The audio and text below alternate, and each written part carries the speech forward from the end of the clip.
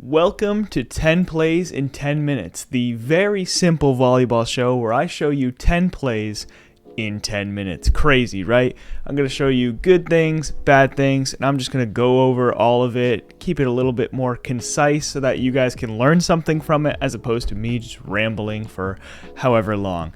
Anyways, we've only got 10 minutes. Let's get into this. All right, first play here. I'm back to serve.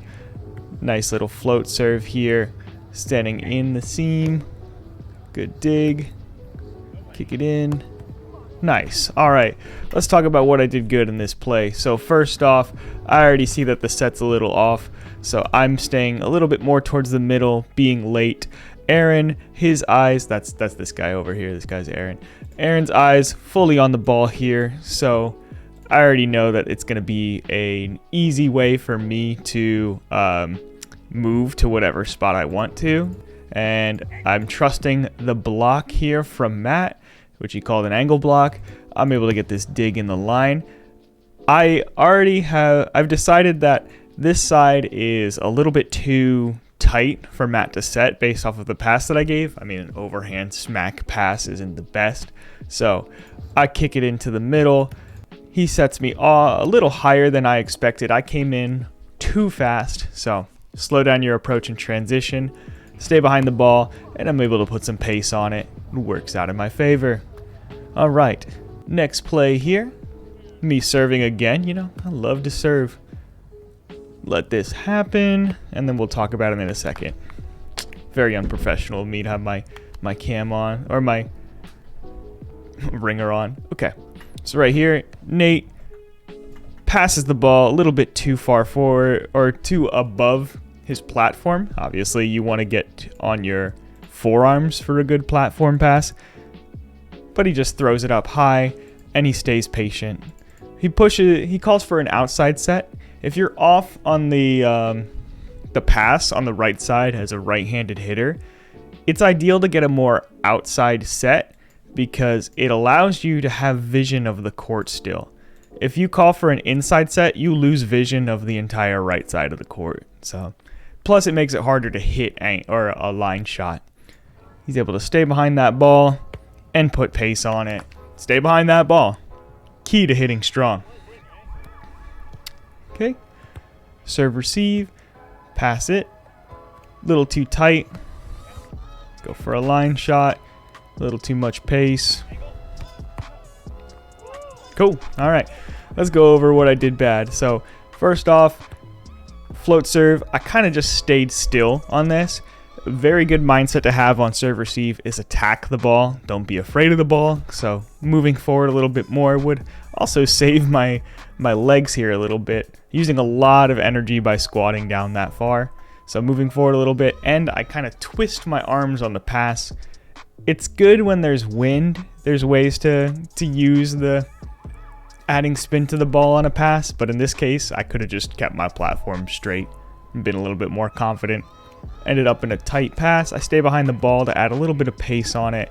Aaron has his platform or his overhand dig facing a little bit more towards me. If you do an overhand dig, you kind of want to push it up more.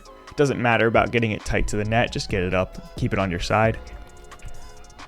I do a bit of a low pass there, which gives Matt no option ball. He just has to set me at this point, and I stay really far wide. Ideally, I kick in a bit more, but that's what happens when you do a low pass. You don't get much time to set yourself up. Oh. See, now this ball is inside, and my only power option is angle here, which Nate is very aware of. Gets a dig, but as he is moving, he's not able to control the ball. So if you're visualizing, or if you could see the hitter is about to hit, ideally you are standing completely still so that you can shift your body wherever you need to if they do a shot, or just react better to the actual hit. All right, same game still. Serving at Matt. Set. Good cover or good hustle. And there's that option ball. Okay. Right off the bat, you can see Aaron in a great spot here. super low, able to move any direction from here with a lot of power because he has his full leg to push off of.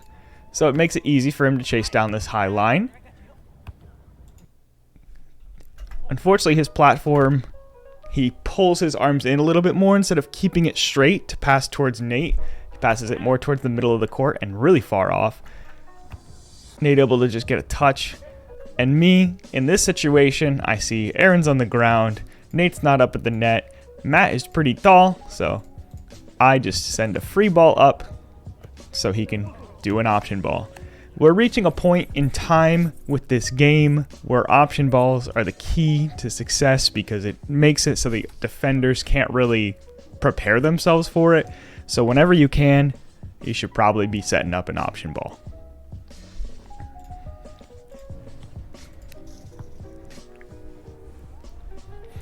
Okay, another serve from Nate there. Jump set, interesting option for me, and it works out. I mean, right after this play, Matt said, please do not do that anymore. So that's a little, it's funny. But big thing about option or jump setting is make sure that your partner knows you're capable of doing it. This is probably my first one in the month. Well, I mean, at least with Matt on my team.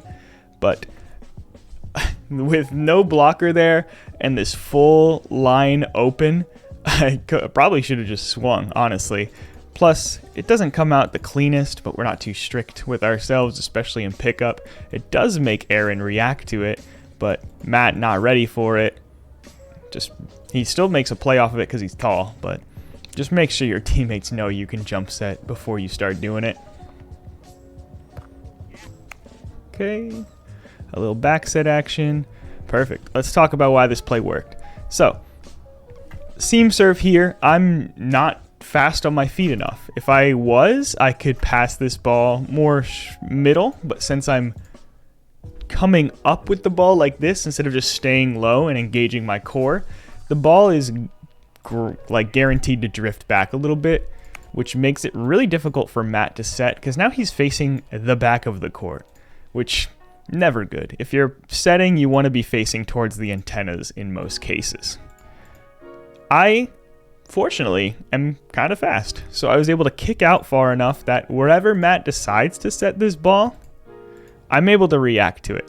So I have to come in a very large amount, but left or right-handed hitter on the left side has a lot more options and leniency in terms of the set, especially if it's high. So I'm able to come in. Nate already is peeling back because he knows I'm not going to be able to get a hard swing on it. But I noticed that and just send a shot over him because he didn't kick back far enough. Standing float serve from me in this next play. Good block. Oh, push over. Okay. All right.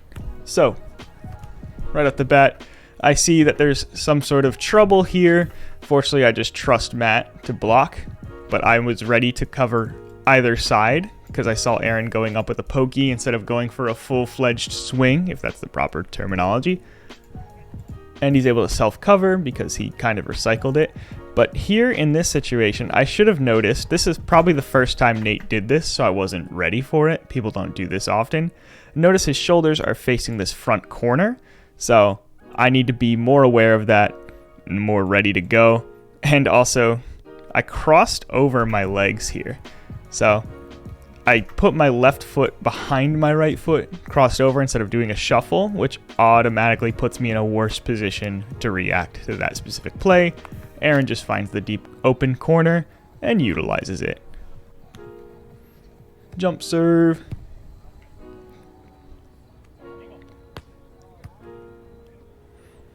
Okay. Able to transition better. Really weird dig from me. And a pokey misses. So that's the right idea. So first off, my pass, pretty good. I guess I just kind of rushed it a little bit. You can see my approach is slowing down a lot by the time I jump. And I just give him a really free swing to his platform.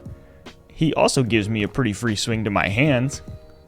And then I go for a really awkward pokey there. But the short ball was probably the play to go for. And we have one more play. We are reaching 10 minutes already, but let's see. Okay, great dig from Nate. Set up that option ball. He doesn't go for it. Nobody's at the net, and I'm able to just swing deep middle.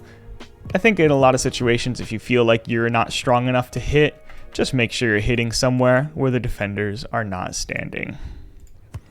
Because even though it was a slow ball, the fact that it was out of his platform range made it very difficult for him to pass. And is that 10? We didn't make it to 10 yet. I'm sorry. We're going to go overtime. I think this is just a standard play. Yeah. Is that it? Okay. Let's replay that one more time. Okay, Matt passes it. I'm already moving forward. A big thing to note, when you notice that your teammate is going for the pass, you are welcome to peel forward a little bit just so that you can react to a shank that goes wide or anything like that. Or you can set yourself up for the option ball. Okay, I just go for an up and down set. Matt has already established that he likes high line, hard angle.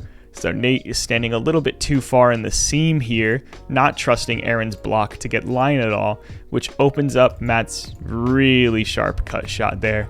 And Nate didn't even go for it because it was that good of a shot. Anyways, if you guys learned something from this, make sure to like, comment, subscribe. And if you guys need to know any information about volleyball, just let me know in the comments section or message me on Instagram, TikTok, whatever. Anyways, I'm out of breath. Thank you for joining me today. Remember, always film yourself.